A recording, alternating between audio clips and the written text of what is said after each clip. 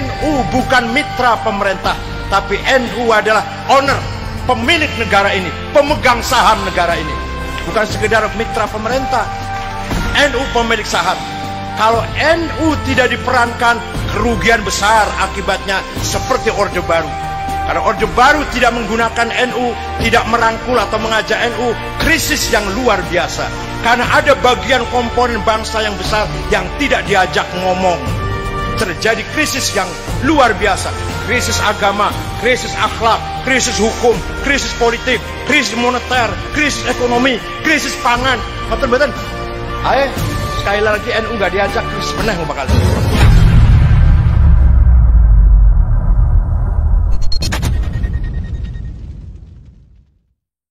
Penduduk kota Yathrib, ada muslim pendatang muhajirin, ada muslim pribumi ansor, ada lagi penduduk kota Yathrib orang Yahudi, 3 suku. Bani Qainuqa kerjaannya perajin emas, toko emas. Bani Quraidah petani, nanam kurma, nanam anggur. Bani Nadir pegawai, pekerja, pegawai, itu Bani Nadir. 3 suku pelarian dari Sinai. Bani Israel dikejar oleh Fir'aun, dipimpin oleh Nabi Musa, Nabi Harun, Nabi Yusha, lari dari Mesir, menyeberang Laut Merah, sampai di gurun Sinai. 40 tahun Nabi Musa wafat, Nabi Harun wafat, Nabi-Nabi wafat, Bani Israel bercerai-berai berantakan. Kebanyakan ke Eropa, ada 3 suku ke kota Yathrib, yang kemudian anak cucunya, keturunannya jumpa dengan Nabi Muhammad Sallallahu Alaihi Wasallam. Maka kalau kiai baca tafsir, baca Quran, tafsir Jalalain, ya Bani Israel adhkuru ni'mat yallati an'amtu alaikum, dan seterusnya, itu Bani Israel yang ada di Madinah, bukan Bani Israel yang ada di Amerika, bukan. Yang jumpa dengan Rasulullah di Madinah. Dah. Artinya penduduk kota Yathrib majmuk, bineka, tidak satu macam. Ada pendatang, ada pribumi, ada non muslim. Kanjeng Nabi lajeng mengambil keputusan tegas, Bismillahirrahmanirrahim, hadza kitabu Muhammad, ini ketetapan Muhammad.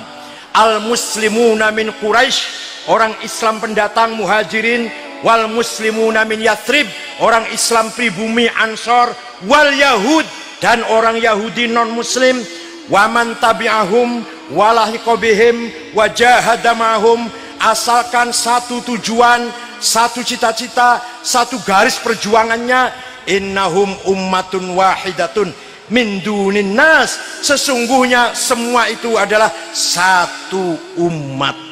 Jadi Kanjeng Nabi membangun umat yang berdasarkan tamadun, berdasarkan kebenaran, budaya, peradaban, bukan berdasarkan suku atau agama.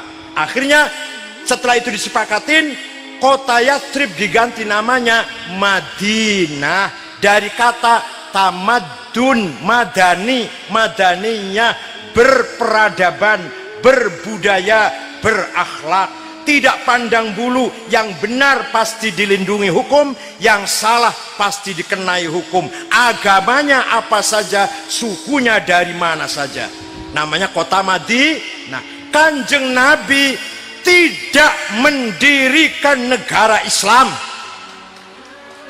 Sekali lagi, Rasulullah tidak memproklamirkan berdirinya negara Islam, tidak. Dan tidak negara Arab, tidak. Negara Madinah yang di dalamnya ada Islam, ada Yahudi. Bukan negara Arab, karena di situ ada yang bukan Arab, yaitu orang Yahudi, Bani Israel. Jadi Kanjeng Nabi 15 abad yang lalu telah membangun konstitusi yang modern. Konstitusi yang modern, bukan berdasarkan agama, bukan berdasarkan suku. Begitu pula Nahdlatul Ulama tahun 36, 9 tahun sebelum merdeka, punya gagasan, punya ide, Indonesia menjadi negara, bukan negara agama, bukan negara suku, namanya negara Indonesia. Paham betul? Paham betul? Jadi kiai-kiai itu ngerti. Kanjeng Nabi bukan tidak memiliki negara Islam, tidak memiliki negara Arab. Maka kiai Indonesia bukan negara Islam, bukan negara Katolik, bukan negara Buddha. Indonesia bukan negara Jawa, bukan negara Madura, bukan negara Batak, Dayak, Ambon, Bugis, Melayu, bukan negara suku. Indonesia. Lajeng Kiai Wahid Hashim bapaknya Gus Dur dimasukkan ke dalam anggota inti BPUPKI, Badan Upaya Persiapan Kemerdekaan Indonesia. Ketuanya Soekarno, sekretarisnya Muhammad Hatta, anggotanya Agus Salim, Kahar Muzakir, Wahid Hashim, Muhammad Yamin, Abi Kusno, Laimena Marimis. Jadi NU itu ikut menjadi panitia berdirinya negara Indonesia ini. Paham betul? NU bukan mitra pemerintah, tapi NU adalah owner, pemilik negara ini, pemegang saham negara ini. Bukan sekedar mitra pemerintah. NU pemilik saham. Kalau NU tidak diperankan, kerugian besar akibatnya seperti Orde Baru. Karena Orde Baru tidak menggunakan NU, tidak merangkul atau mengajak NU, krisis yang luar biasa. Karena ada bagian komponen bangsa yang besar yang tidak diajak ngomong. Terjadi krisis yang luar biasa. Krisis agama, krisis akhlak, krisis hukum, krisis politik, krisis moneter, krisis ekonomi, krisis pangan. Betul-betul. Ayo, sekali lagi NU nggak diajak, krisis meneh bakal. Dan alhamdulillah saya sudah membangun, ya bukan saya, kami rame-rame bersama-sama sudah membangun 8 Universitas Nahdlatul Ulama di Cirebon, di Halmahera Maluku, Jepara tadinya Stainu menjadi UNU, Kesugihan Cilacap tadinya Stainu menjadi UNU, Sidoarjo, Kediri, dan Tuban. 8 perguruan tinggi alhamdulillah selama saya 3 tahun sudah berdiri. Beasiswa silahkan, ada yang mau ke Australia asal bahasa Inggrisnya bagus silahkan, ada mau ke Aljazair asal bahasa Arabnya sudah pandai monggo, apa mau ke Taiwan, apa India, semua menawarkan beasiswa kepada saya. Silakan santri Sulaiman atau Trenggalek, semuanya Trenggalek. Kalau ada yang ingin ke Australia, monggo saya tunggu. Ingin ke Aljazair, ingin ke Sudan, itu yang Arab, atau Taiwan, syaratnya iso bahasa Cina. Atau ke India, bahasa Inggris India. Itu 10. Kemarin saya mengirim Australia 70, ngirim ke Maroko 45, ke Amerika 5.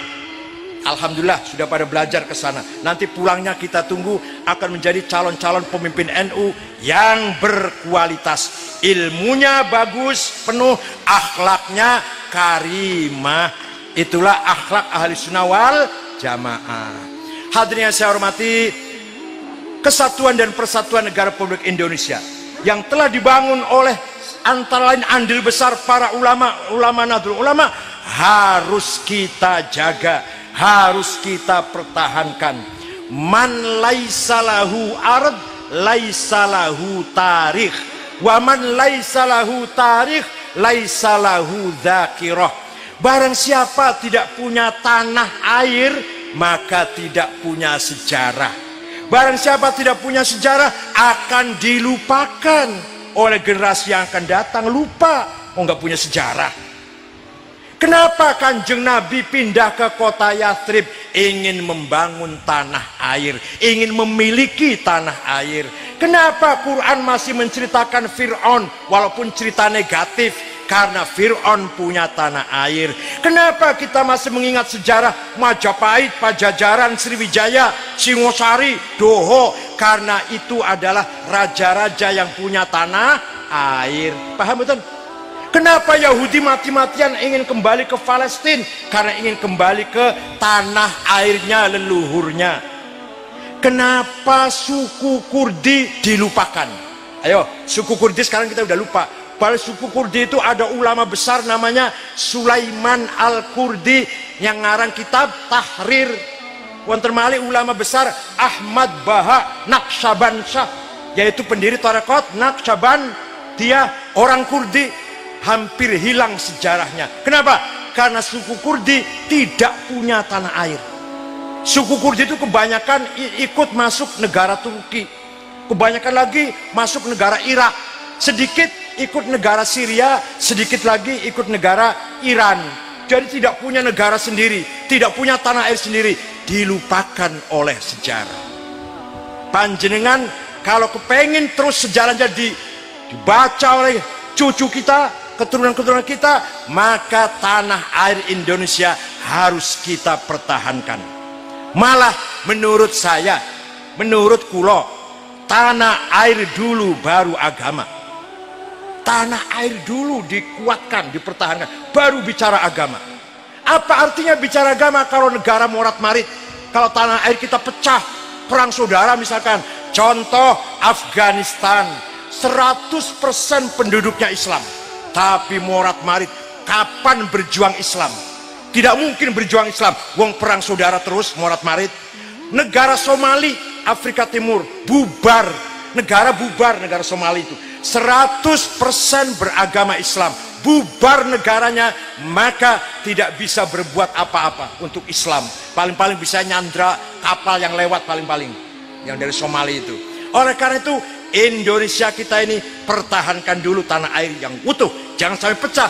Baru kalau tanah air kita kuat, bangun madrasah, bangun pesantren, bangun majelis taklim, bangun yayasan pendidikan Islam, bangun perjuangan-perjuangan Islam, kan gitu. Jadi bicara Islam dulu apa tanah air dulu? Tanah air dulu, negara kita dulu kita pertahankan, baru kita bicara Islam. Ada sementara saudara-saudara kita organisasi Islam lain bicaranya Islam terus, gak pernah bicara tanah air. Itu mau berjuang Islam di atas laut apa di atas angin? Kalau kita berjuang di mana? Di atas tanah. Paham betul? Kita berjuangnya di mana? Di atas tanah. Bangun masjid di mana? Di atas. Bangun madrasah, pesantren, lembaga pendidikan, yayasan, di mana? Di atas tanah. Maka tanah harus diselamatkan. Jangan sampai tercabik-cabik, jangan sampai perang saudara, jangan sampai keutuhan NKRI terganggu, terusik. Maka kalau tanah air kita NKRI kuat, mari kita berjuang Islam di atas tanah air, di atas negara yang kuat itu. Itu nanti Islamnya akan baik dan akan kuat juga.